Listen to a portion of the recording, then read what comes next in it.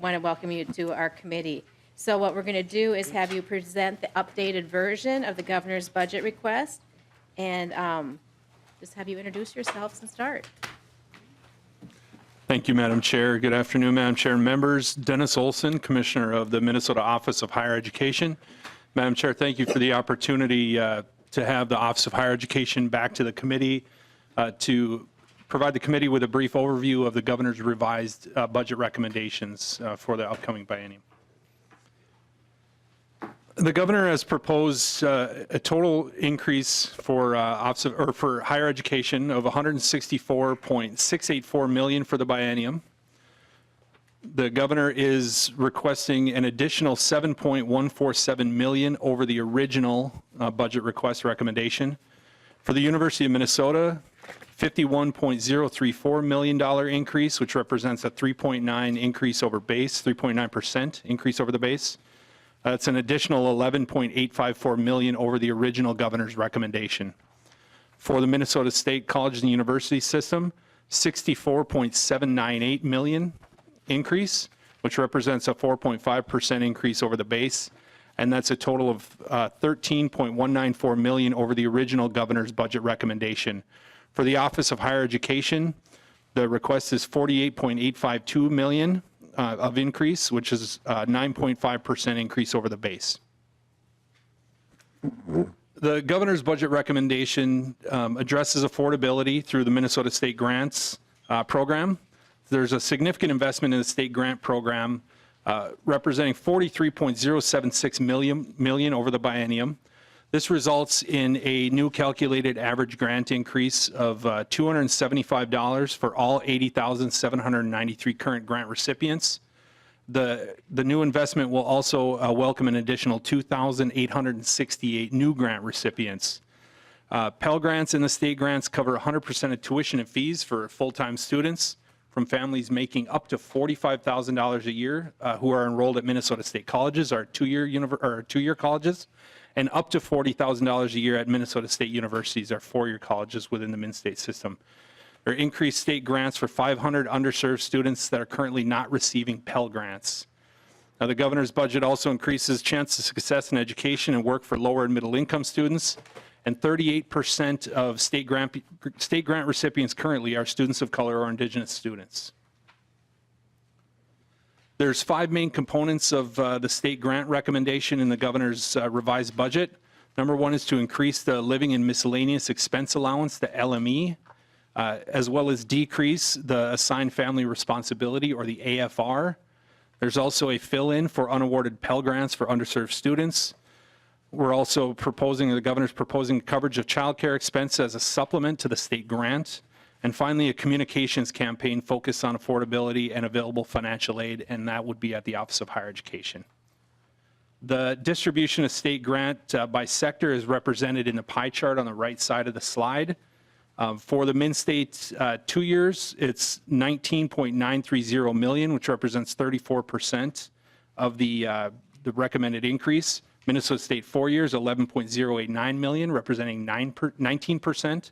At the University of Minnesota, $12.397 million, 21%. For private nonprofit, $13.798 million, 23%. And the for-profit, $2.111 million, representing 3%.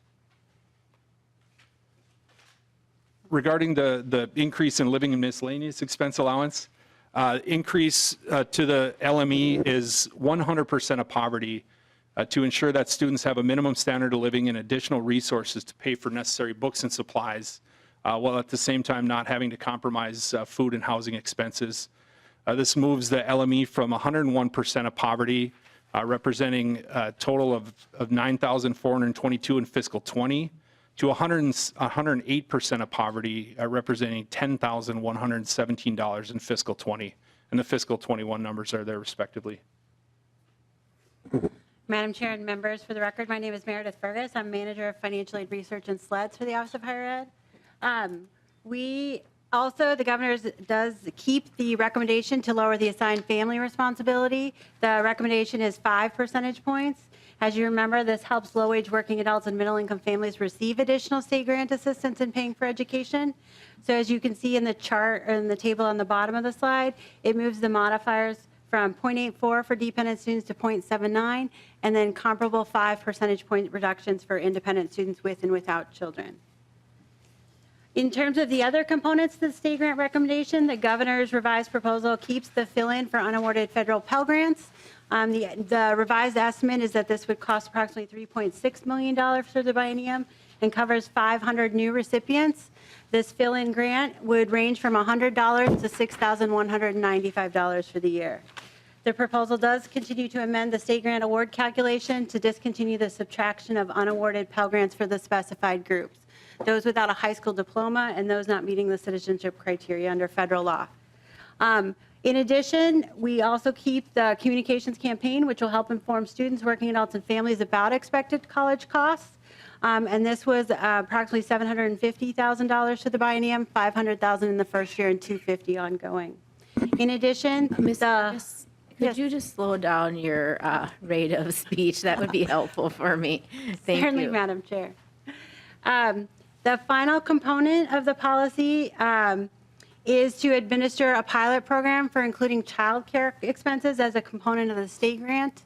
As we mentioned previously, the current post-secondary child care grant is underutilized, and part of that is it has a complicated award formula. So we'd like to pilot a program that would simplify the award formula by bringing in child care expenses as a supplement in the state grant program. We have updated the bar charts to also show you what the revised proposal looks like in terms of Pell Grants, state grants, as well as the changes under both the LME and the AFR request. As you can see, we do maintain coverage of 100% of tuition fees up to $45,000 adjusted gross income at Minnesota State colleges for dependent students. At Minnesota State universities, we do maintain coverage up to $40,000 in adjusted gross income. Students at the $45,000 were covered under the original recommendation. However, under the revised recommendation, we're about $299 short for covering that group. And finally, as mentioned, given the tuition at the University of Minnesota, we do not cover 100% of tuition fees for that group. In terms of the impacts of the revised proposal for the state grant program, the governor continues to recommend reinvesting that available spending within the program, so the $20 million that is projected to be unspent within current general fund appropriations, to maintain the living and miscellaneous expense allowance. OHE increased the living and miscellaneous expense allowance this year to spend out unspent funds in fiscal year 19. However, should those funds not be reinvested, lower income students may see their grant decline next year without maintaining the LME. The available spending within the state grant program is the result of continued enrollment declines since the end of the recession, as well as increases to family income. And just for comparison purposes, current undergraduate enrollment is at its lowest level since 2003. Furthermore, the proposal builds on the prior work of the legislature by continuing to reduce the assigned family responsibility. This is an incremental change, increasing state grant awards. But by increasing state grant awards faster than tuition, we make strides in improving affordability by building up that purchasing power of the grant program. In addition, the governor's recommendation overall ensures that changes in the state grant awards offset any possible tuition increases at the Minnesota state system, ensuring that no current state grant recipient will see a net increase in costs because the state grant recommended changes exceed the 2% assumed tuition increase next year and the following year. Representative Rumbeck. Thank you, Madam Chair. I just wanted to ask Ms. Furcus, and maybe in your previous presentations it's in there, but do you show how the state grant program is spent? I mean, where these students are going to school? That's available, and can you just say something about that, Ms. Furcus?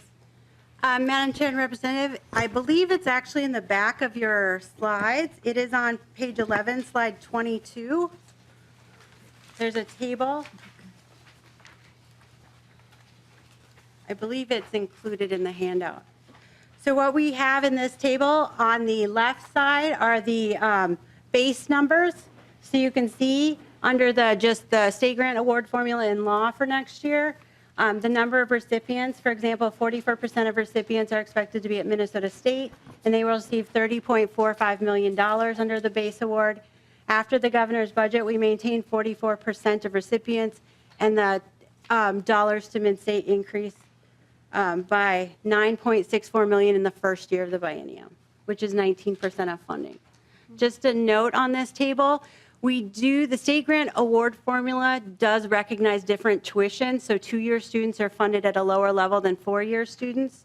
So the number of recipients and the percent of dollars aren't going to align when you combine 2 years and 4 years together. So if you'd like to see this chart broken out by 2-year and 4-year, you'll see that the percent of recipients and the percentage of dollars are comparable once tuition differences are taken into account. Thank you. Representative Quam. Thank you, Madam Chair. Slide 4, page 2, the second to the bottom bullet, coverage of child care expenses as a supplement to the state grant. Is that take precedence over CCAP? Is it compatible with CCAP? How is that interaction? Ms. Fergus. Madam Chair, Representative.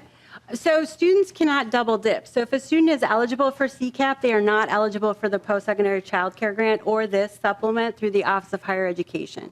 It's only those who are not eligible for CCAP that have access to this program. Yep. Representative Quam. Thank you, Madam Chair. And what is the approximate, I guess, benefit that this tends to be? Ms. Fergus. Madam Chair, members, are you mean in terms of the average dollars per recipient? Okay. I am going to ask Ms. Grimes if she has that with her. I did not bring that table with me. So. We can just send some. Ms. Grimes, welcome to the committee. If you could state your name and affiliation, that would be great. Madam Chair, Tricia Grimes from the Office of Higher Education. Representative Quam, I will double check, but I believe the average amount received is about $2,800 per recipient. That sounds about right. Representative Quam. Thank you, Madam Chair. And so is that just during the term? In other words, child care would be paid out of this when the student is attending? Just clarifications? Ms. Fergus. Madam Chair, Representative Combs, yes, the student must be enrolled in college, so it would only cover those, it's a term-based award, so for each semester or quarter the student is enrolled, they can be awarded a child care grant, yes. They must also actually submit documentation on the expenses incurred, as well as meet certain income criteria that are outlined in state law. Yep. Representative Quam. Thank you, Madam Chair. So this is a direct payment to the student or to the provider? Ms. Fergus. Madam Chair, Representative Combs, it is actually a direct, Madam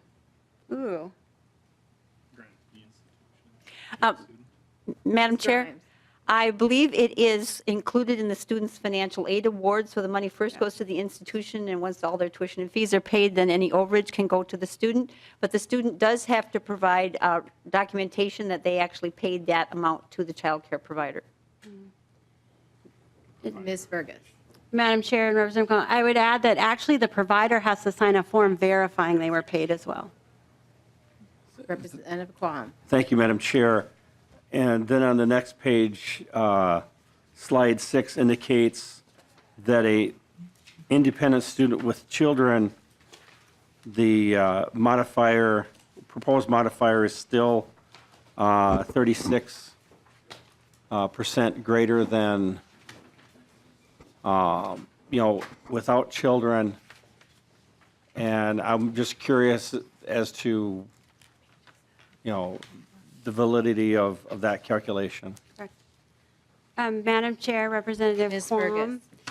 So the federal needs analysis calculation works a lot like tax code. And independent students with children are subject to a number of exemptions that independent students without children are not. So the net result of that calculation is that independent students with children are asked to contribute approximately 5% of their adjusted gross income towards college costs, whereas independent students without children are asked to contribute 33% of their adjusted gross income. So the Minnesota modifiers that are shown on this slide actually reflect those differences in overall percentage of adjusted gross income, and that's why the modifier is greater for independent students without children. But the net result is that independent students with children, it goes down to about 4% of adjusted gross income when the Minnesota calculation, and independent students without children, it remains about 12 to 15% of adjusted gross income. So net-wise, without the students without children still pay a higher percentage of income, even after this calculation. Thank you, Madam Chair. Okay, you may proceed. And can you just reiterate what page we're on and what slide number? Madam Chair, we're on slide number 12. So that'd be page 6, bottom of page 6. So, Madam Chair and members, the governor maintains a investment in the Minnesota Reconnect program. We know that currently 10% of Minnesotans, representing about 138,000 individuals aged 25 to 44, have enrolled in college, but have dropped out without completing. This program helps adult learners re-enroll and complete their post-secondary education. It recommends dedicated advising or requires dedicated advising, additional financial assistance, and improved campus services. The original governor's recommendation for this program was $8 million. The governor recommends investing $4 million in new funds for the biennium, which will serve approximately 500 students. And this program is focused solely on Minnesota State two-year colleges. The program started as a pilot program through the Lumina Foundation at 4 campuses. And this program targets colleges who demonstrate a commitment to adult learners and re-enrolling adult learners and helping them to complete. So this investment maintains those program investments by the Lumina Foundation. The 4 colleges participating for information is Riverland Community College, South Central College, Inver Hills Community College, and Lake Superior College, and there are currently 174 participants in the program. The next program the governor maintains investment in is the Intervention for College Attendance Program, or ICAP. These are grants to programs that foster academic success and ensure underrepresented students are prepared for college and career.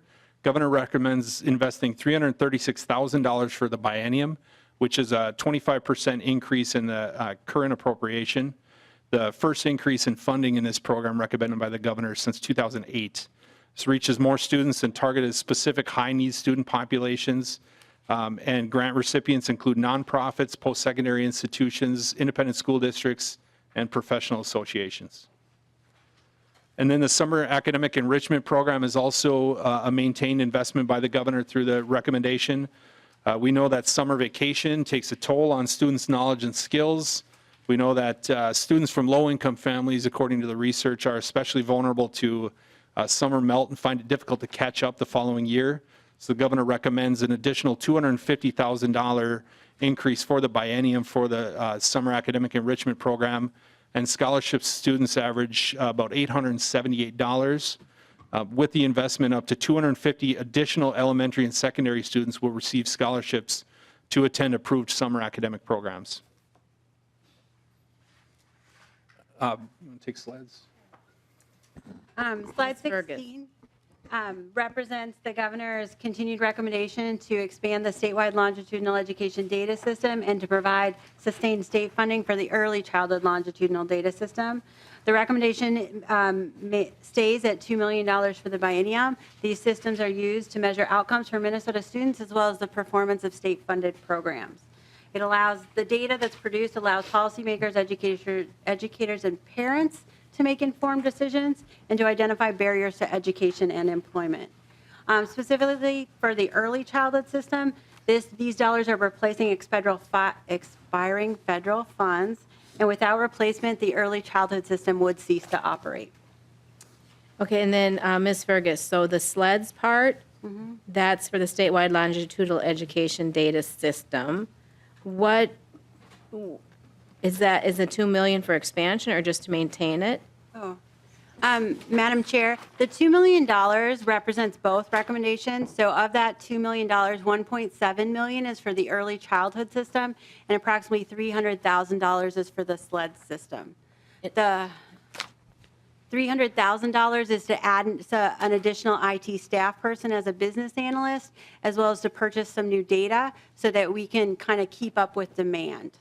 And Ms. Fergus, when does this information, does it get just collected for years and then reported? Or is there information that we are receiving that I should be watching for? Or could you please share that with us? Madam Chair, that's a great question. So the SLEDS actually maintains a public website where you can actually go and by year of high school graduation as well as by school, you can actually look to see how many high school graduates are enrolling in college, what their academic profile is, and how many of them actually are staying in college and persisting. In addition, on the DEED website, you can follow college graduates into the workforce, and this is some of the underlying data that's also used for WIOA reporting to the feds. And you can actually track for students who graduate, for example, with a bachelor's degree in history from the University of Minnesota Twin Cities, what industries are they working in, what areas of the state, and what is their wages at years 2, 3, 4, and 5. We're hoping to expand the time frame, of course, out to years 8 and 10 as well. But this allows you to understand how many of those graduates are working and what their employment outcomes are in terms of wages as well as opportunities. In addition, we provide actual data back to school districts that they can use in their World's Best Workforce reporting, both in terms of college going and college completion, but we've also added data that allows them to know how many high school graduates are moving directly into work and kind of what industries those students are working in if they do move immediately from high school into work. We also provide data back to the colleges so they can understand their employment data at the program level. So should they need to understand how many graduates from a given program are finding sustained employment, they can use that as a measure of evaluation in determining academic programming ongoing.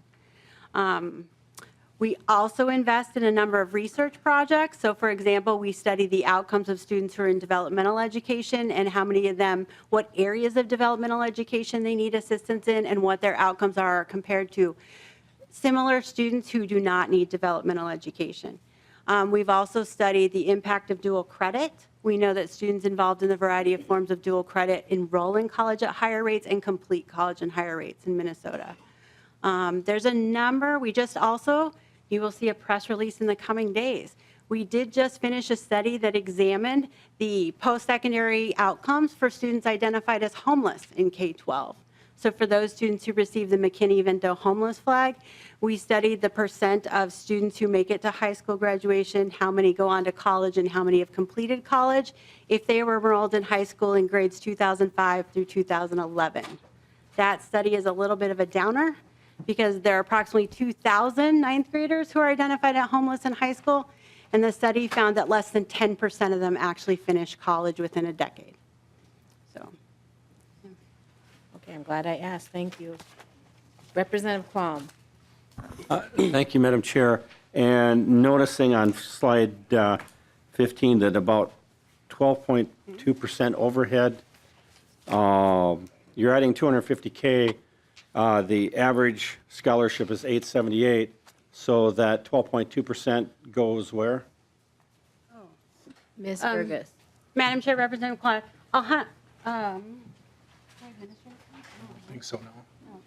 100% of these dollars actually go to students. There's no administrative funds for this program that are included in that cost.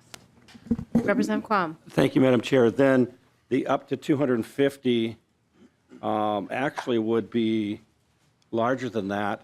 It'd be about 277 students.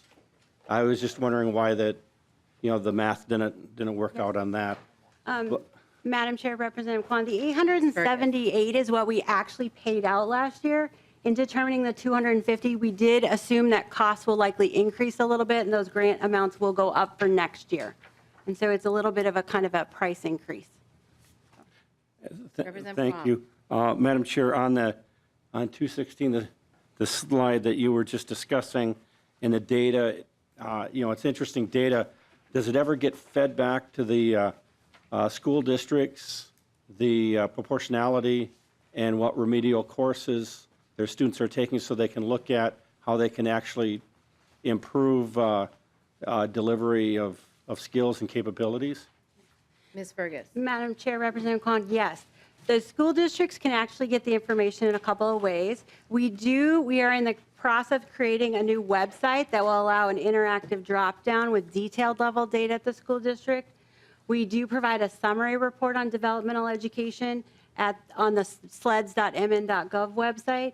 But school districts that apply can actually get access to a de-identified file of student-level data that allows them to look at various characteristics of individuals and see what kind of credits they're taking in each of the 4 developmental education subject areas. So the school district can know if the student is taking developmental education, math, reading, writing, or other at the post-secondary level. So they can do a little more refined analysis on their side. Yep. Thank you. And Madam Chair, Quam. you've got the data for wage and placement. Is that being utilized by the campuses for deciding what programs they need to maybe increase or decrease? And do they feed that back to the students and the families? Because, you know, frankly, if you discover some of the majors, the placement is really horrible, and that should somehow be communicated back. And also, if there's a high demand, that could be communicated, because that kind of information may be quite useful for the students, so they don't have huge debt and no capability of paying it back. So is there something that's ongoing, and what's the visibility beyond the colleges, but also out to the public? Ms. Fergus? Madam Chair, Representative, yes. We do feed the data back to the colleges in a similar de-identified student-level file so they can do their academic program reviews. We don't typically see the results of those. They tend to be internal and not necessarily shared with our office. However, we do make the data available publicly on the DEED website, and we know that it's actually used at workforce centers as well as the career services offices on campus. So we do encourage that utilization. There is one caveat, though. We actually can't measure placement. So we know what the student is getting their credential in, be it a certificate or a degree, in history, philosophy, welding. We do not necessarily know what occupation they are in. Current Minnesota unemployment insurance requirements do not require businesses to report the occupation of the worker, only information about the business. So we know their industry, we know their size and location, as well as the total wages paid and total hours worked. So we can't quite get to placement, but we can approximate it in terms of what the hourly wage of the individual is, as well as what industry they're working in. Yeah. Thank you, Madam Chair. And Quam. because we were talking with the U of M, one of the interesting points was the U of M Rochester has 100% placement. Now that means either they're accepted in a higher degree program or working. But this kind of information, I think, has many uses. I just maybe in a larger scale, like the state as a whole, or by types of schools, it'd be nice to have that available for students, because guidance counselors probably have some visibility to it, but we've got a lot of people that work for a year or two, and now they're going to school, the non-traditional. And, that type of information and easy access, I think, would be very useful, especially for, matching skills and intent to the workforce needs that are present would be evident. Thank you. This information sounds very helpful. And has there been, Ms. Grimes and Ms. Fergus, your new Commissioner Olson, so you might not be able to answer this, but I didn't have to call that out. I don't know why I did. But I'll take it. I just want to know, when was the last time this was presented to a higher education body to explain how to get the data, what it looks like, kind of a primer? Madam Chair, that is a great question. I actually don't think we've presented to a legislative committee in 4 years. We did provide brochures the last time. Both systems are actually governed by the P20 Education Partnership, which does include legislative members as members of that body. That partnership can actually make requests for reports, as well as you can make requests to the individual commissioners as well. We have enough flexibility that should a report be needed, we can produce it within, we ask that you give us like a few months, because all requests have to go through a vetting process. We can't produce them overnight. But with 6 months lead time, we can easily produce any report, provided the data is available. Yep. And then I want to, Representative Kwong wants to follow up, but I do have a question to follow up on that. So is the data accessible without requesting a report in a few months in advance? Is it user-friendly for someone like on this committee? Absolutely, Madam Chair. On the sleds.mn.gov website, there are a number of frequently asked questions that we have, and we've developed indicators to report on those. And then you can actually choose what kind of geography you want to look at, whether it's statewide counts, economic development region, school district, or individual school level data. Yep. I do know that for one of the critical questions we're working on now is about student mobility. So how many students graduate from an individual high school? Where do they go to college? Are they leaving their community? But ultimately, 5-10 years down the line, are they coming back? And this is a question that really came out of the Marshall area. They wanted to know how many high school graduates they were losing, either to South Dakota or colleges outside of their local area, and wanted to know how many of those students were making their way back for work. And so that is actually something we're going to be producing at the local level for all of Minnesota. Okay, thank you. Representative Kwong. Thank you, Madam Chair. And along the lines that you were interested in, the K-12 database is very large, extensive, with many variables, and it can be a difficult thing to navigate. But I'm thinking this sounds a little bit more palatable to the average legislator. So if there's a crib sheet, introductory type thing to be passed on to the committee, then we could, look at, and then through playing and experiencing, we'd have a better feel, and it might assist us in our future endeavors of making best choices for the state of Minnesota and our citizens. Right, okay, thank you. Ms. Fergus. Madam Chair and members, you might remember that when we presented the governor's initial recommendation, we did include a cheat sheet for you. And so it does provide some of the frequently asked questions and the data that's available on the website, but we're happy to provide additional technical assistance in using the data. But, and again, as I mentioned before, we're actually looking to be more responsive to legislative needs and stakeholder needs. So any questions that you might have that's not currently available on the website, we'd really appreciate you telling us so we could add them. Yeah. Madam Chair, possibly a soft copy would be Representative Kwong. easiest to utilize. What is a soft copy? An attachment to an email. Oh, gotcha. Okay, I never heard that term before, sorry. They taught me something new today, Representative Kwong. Okay, Madam Chair, if I yes, may. Ms. Fergus. Commissioner Olson did ask me to clarify that in terms of inquiries, new questions require a longer time frame because we have to get them approved by our essentially research and governance committee. If they are existing questions that we already have authority to analyze, such as developmental education or college going or employment after college patterns, those we can respond to in a much faster turnaround. Yep. Okay, and then does the data drill down into people's ethnicity and geography and those sorts of things? Zip code? Madam Chair, we do not go down to the zip code level. We do include the basic special populations that you would see in most K-12 reporting, so free and reduced price lunch, special education, limited English proficient, race, ethnicity, and gender. Yep. And we do a similar reporting on the post-secondary side, so new students as well as college completers and employment after college. We have populations of free and reduced price lunch, no, not free and reduced, gender, race, ethnicity, and Minnesota residency status. Okay, and so now we're a little over halfway through our presentation with you, and I haven't looked to how much we have to go. How are we doing for time?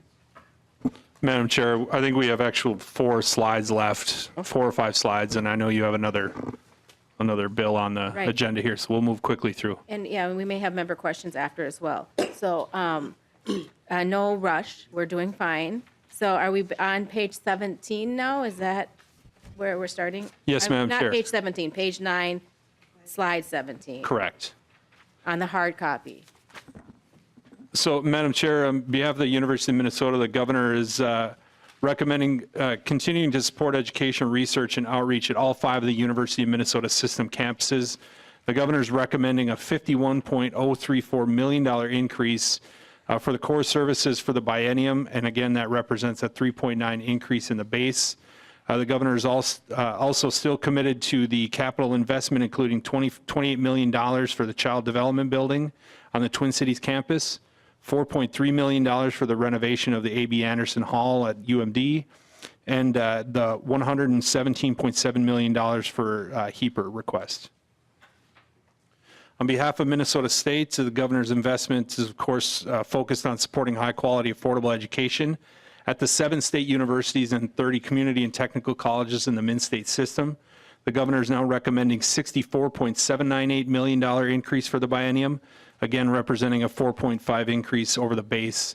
The governor maintains the $8 million down payment for the ISRS Next Generation system need, as well as $56.798 million for the biennium for campus support.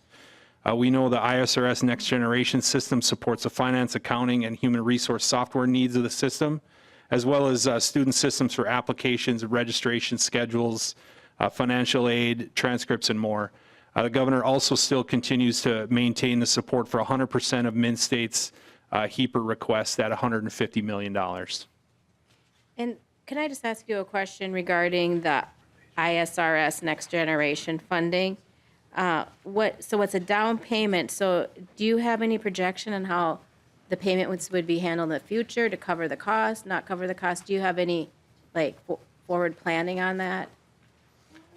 Madam Chair, the governor has continued to indicate that this is a down payment on the actual need, recognizing that the ask and the full need is much higher.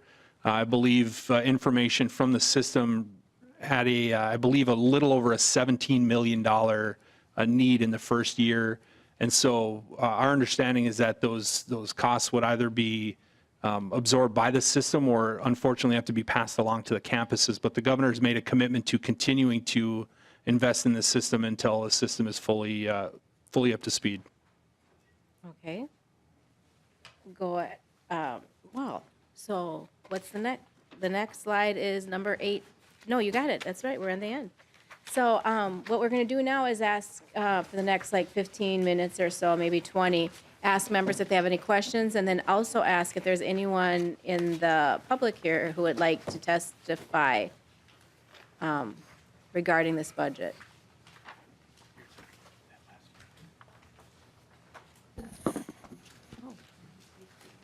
Representative Lilly. Thank you, Madam Chair and Commissioner, and thank you for going through the budget. It's very informative and good. I was just wondering if you've had opportunities to listen to kind of our hearings, and I know the Senate's going to, but I'm sure staff has been at, I know they've been at many, but I'm sure you've had an opportunity to see some of our hearings. Some of them have been kind of compelling, and there's some other bills that might not quite have made it in your budget that kind of appealed to me, and they're smaller items. And we heard some great testimony. It's not my bill, but it's on the food dependence, the food needs of students, and it just really makes a lot of sense that we do something in that area. And somehow it'd be nice if that could get to you and signed by the governor, because I could talk about it quite a long time, but that just made a lot of sense. And I don't know how kids can really study and be, if they're not housed and adequately fed and that sort of thing. So hopefully you're, as we come along, I hope it's maybe part of our bill and can get to you. Sorry, we're kind of bobbing and weaving here. And then, so hopefully you look at that, and then I guess I had another area, I can't find it in my head right now, but thank you. We'll get to that. I'll ask a question later, maybe. Representative Lilly, was it Forever Green? No, we did not hear that in the committee. I'm doing Representative Cleaver's job. That'd be very right nice now. if Forever Green was in here. But I That think was she Representative can, Poppy's bill in here. Okay, gotcha. she can lobby for that one. Right, okay. Thank you. Well, if you think of it, Representative Lilly, you just let me know. Thank you. Is it are there any other members or people from the audience? Commissioner Olson, and then we'll go to Representative Nornes. Thank you, Madam Chair. Just to respond to Representative Lilly's inquiry, thank you very much for highlighting that. And I've certainly been keeping close tabs on the additional hearings, both as part of the governor's recommendations and those that are coming from elsewhere. And that one in particular regarding food insecurity is certainly near and dear to my heart. And what I appreciate most about that bill is that it's been a student-led initiative. And I think that's the most impactful. I certainly don't want to speak for any of the members on the committee here, but hearing from students is really where some of the best things come from, and certainly they're expressing their needs and their real true experience today in school. And I will just say, sitting with my colleagues, other commissioners on the Interagency Council to Prevent and End Homelessness, I made sure to highlight the students that are experiencing homelessness and experiencing food insecurity on our campuses. And I know deeply that that's an issue, and it's not a new issue, but it's certainly a ballooning issue and something we want to keep close eyes on. And so I know Ms. Grimes had testified when that bill came up, and certainly we'll do all we can, whether it's providing a seal, working with campuses to ensure that they're administering their grants appropriately, or doing what we can. We'll be there. So I appreciate that, Representative Lilly. Okay, Representative Nornes, you might want to jot your idea down because Representative Lilly's got his thought back in mind. So I want to make sure I wait. don't hold him off. I can Okay. wait. Oh, okay, so perfect. Go ahead, Representative. Thank you, Madam Chair. I'm sorry, Representative Nornes, it did come back to me. It's a little embarrassing because this is actually my bill. But it's, it was just, it was brought to me and it wasn't, but it was with people, educating teachers, that can teach our kids, or to, so having more teachers that can serve the people that are blind or and handicapped in that area. So hopefully you can consider that too. It's not a big ask, but hopefully that fits in somewhere, because it makes a lot of sense that we help people, and it really would be life-changing for those particular people. So anyways, thank you. Representative Nornes. Madam Chair, I've been somewhat interested in an article I saw involving Purdue University, where they haven't had a tuition increase since 2012. And through this year, it'll be held flat. Have you had any feedback from either of the two systems, Minnesota State or the university, as to, based on the budget now the governor's proposing, what that might do to local tuition in Minnesota? Commissioner Olson. Yeah, Madam Chair and Representative Nornes, and I'm looking to Meredith to see if she has any information specific to Purdue. The governor heard loud and clear from campus leaders, from students, from faculty about the needs to invest in our systems, both the University of Minnesota and Min State, and invest in them strongly. And so the governor was able to secure additional dollars for further investments in those systems. And we understand that it only maybe gets us part of the way, and we're hoping, and the governor's hopeful, that to be able to keep tuition increases at a minimum and still invest in students through the state grant is something we now can be proud of through the revised budget. But we've heard loud and clear. I certainly have, as well as the governor, from our leaders, and we appreciate that. Like I'd mentioned to Representative Lilly, when those students bring their concerns right to you, that has a huge impact, and we react to that. Okay, thank you. Representative Pryor. Thank you, Madam Chair. And I'm just looking at, going back to slide 16, if we can. I wanted to run, if you would run by those numbers again. The request is for $2 million in the budget, and that it's picking up where the federal funding has dropped off, or is it also increasing funding too, in a need? Madam Chair and Representative Pryor, so the $2 million is split, $1.7 million to the early childhood system and $300,000 to the SLED system. The early childhood system was built under a 2012 federal grant and then continued to fund under a 2015 U.S. Department of Ed grant.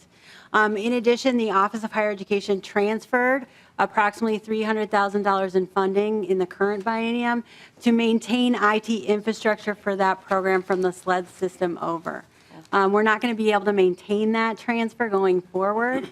because we too are finding ourselves under increasing IT costs, of course. And so does that kind of answer your question? Right, and so where does the early childhood data system live? Ms. Madam Burgess. Chair, Representative, the early child, live is always a funny question. Yeah. So all data is at a state data center, which is run by Minute. The system itself is governed by the Department of Education, Department of Health, and Department of Human Services, and they make joint decisions about administration, governance, and however, on the funding side, OHE has gotten involved, and so because we help them maintain funding in the current biennium, we're now talking about a combined infrastructure to increase efficiency. So it would be health, human services, higher education, and then we also have Department of Corrections is actually a member of SLEDS now, and so that would be the fifth state agency. Okay, Yep. thank you. And thank you, Madam Chair. Yeah, I do Vice remember Chair some. Pryor. Remember some of this discussion from last session too. And then one more question, just briefly, we talked about, tracking data. Is homelessness something that we track for the higher ed students that are homeless? Ms. Burgess. Madam Chair, Representative, so there is a flag on the FAFSA data that indicates whether the student has been granted independent student status based on a homelessness status. That incident of homelessness could have occurred in K-12 or in higher education. So it's not necessarily representative as currently experiencing homelessness, more as ever experienced homelessness. Other than that, there is no consistent tracking of students' housing status at any of our colleges. And that's actually something we probably need to work on, because if you can't identify who is experiencing homelessness, you certainly can't serve them well. And so that's something we're actually planning to work on as part of our work with the Interagency Council to End and Prevent Homelessness. Thank you, Madam Chair. Yes, thank you. And I would like to recognize, I see a former representative out in the audience, Representative Rosenthal. Welcome to our committee today. And we do have a regent with us, I see. Dr. Omari is here today, so thank you for being here. We have Representative Cleaborn. Thank you, Madam Chair and members. I just want to make sure that I look at this one of the last pages on page 11 on slide 22. I just want to make sure that I'm reading this properly.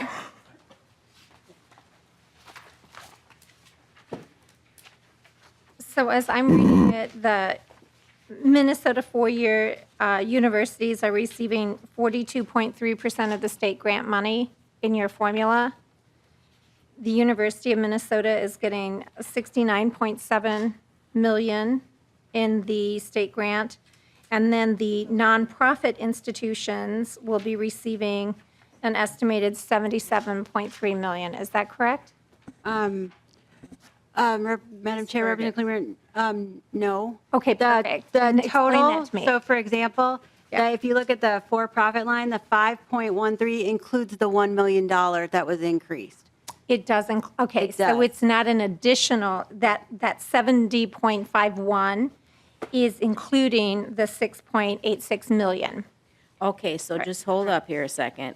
Could you, when you say these numbers, could you say what column? excuse me. What column I'm you're in? sorry. So So we'll go- column 1, 2, 3, 4, 5, and 6. So on on slide 22, Yep, if you go to the very last column. yep. And it will say, and that's what I wanted to make sure I understood. So it'll say Minnesota state grants in millions. And there was a 36, so Minnesota four-year universities says 36.77 million. I was trying to determine whether the plus 5.65 was included in that 36.77 million or not. So the initial number that I gave of 42.3, I had added it in. So I thought it was an increase to that number. And that's what I was asking for clarification on, just wanting to make sure that I'm reading the chart in the appropriate manner. So it is not an increase to that number. It was the increase made, but the number is 36.77. Correct, Madam Right. Chair. So I still have a concern, Madam Chair, that the Representative Minnesota Cleaborn. that the Minnesota private institutions are receiving 70.51 million, while the University of Minnesota system is getting 63.67, and our four-year universities are receiving 36.77 million. And that's just a statement that I have concern about that. Okay. Thank you. Representative Quam. Thank you, Madam Chair. I think it's sort of self-evident if you take the pie chart and convert it to numbers. It just happens to be the percentage of students receiving those types of grants, what it works out to. It's not saying we're limiting. It's more of this is the result as opposed to the other one. Back to, you had queried about homelessness. Representative Quam, I just want to say I didn't really follow you on that, and I'll just let Representative Cleaborn say how she sees it or something, and then could you just say, would you like to say again how you see it yourself? I understood what he was saying. Oh, okay. Yeah, no, I totally understood what he was saying. And it is a matter of a math equation. I totally get that. I can do that math myself. The concern that I have is that public dollars are going to fund, when we are at a time of needing more and more of our dollars to go to our public institutions, that more of these dollars are flowing out to private and for-profit institutions. I'm merely saying that I would like to see those dollars serve our students inside of our public system. But I totally understand how the math works. Thank you, Representative Quam. Okay, Representative Quam. Thank you. And it's a function of, the kids choose where they want to go. As a parent, I realize that's not always what I think they ought to do. But going back to the query by the chair as to homelessness and et cetera, I believe, and I'm not sure if it was a pilot, but at one time, for some portion of the population, when they fill out this rather large thing, if they want student financial aid, in there is information that would be able to, and with a regular periodicity, have the data of if they're homeless, and what are their living conditions. So that is probably controlled by the federal government, and I'm not sure if we have accessibility, but if there was a desire, we probably could get some sort of a generalized ballpark of that data. But it might be a request through the department and to the feds, or it might be something the department already has accessibility for generic, information. Madam Ms. Chair? Fergus? Yes, so our office does receive a copy of every Minnesota resident who files the FAFSA, as well as any non-resident attending a Minnesota college. So we could query the FAFSA database and actually summarize how many students have that homelessness exemption flag on their FAFSA. The only caveat is that, again, it could be homelessness at any time. It's not necessarily homelessness in the current year. Yeah. Okay, thank you. Yeah, Representative Cleaborn. I just want to have one other comment, and I would like to just thank the commissioner for the time that the commissioner spent with me in working through some concerns that I have, and I would like to say that I appreciate the commissioner's concern for our students who are most in need, and to see that our graduation rates improve and that more and more students are included in our educational system. I'd like to just say thank you for that commitment to our students. Thank you. Okay, with no one else on the list, I want to thank you for coming to our committee today and giving us this update. We appreciate it very much and look forward to ending session with a wonderful bill for our students and people attaining their degrees and helping our state. Madam Chair, members, thanks for the opportunity once again to come and ditto. Yeah, thank you. I agree. Okay, thank you very much.